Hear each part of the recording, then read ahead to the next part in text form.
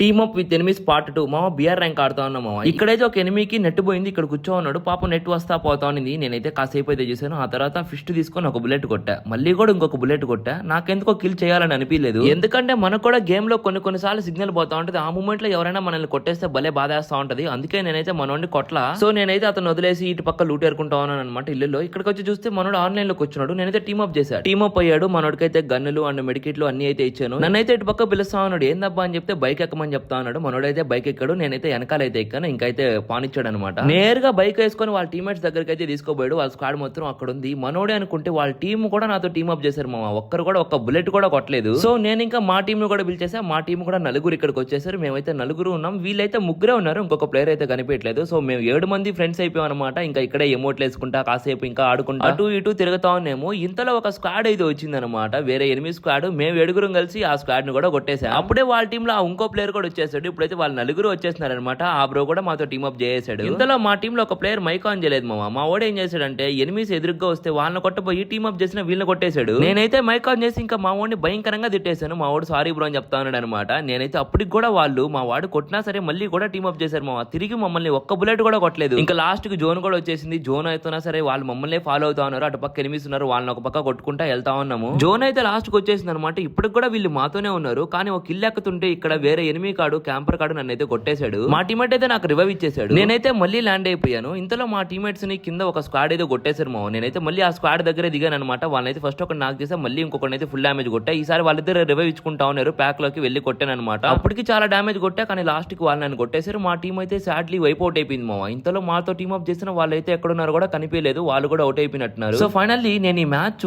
Kill కోసం అతనికి నెట్టుపోయినప్పుడు ఆ ప్లేయర్ ని కొట్టేస్తుంటే 2 టీంలు కలిసేవా. ఇప్పుడు నేను అతనితో టీమ్ అప్ చేశాను, 2 టీంలు కలిసే.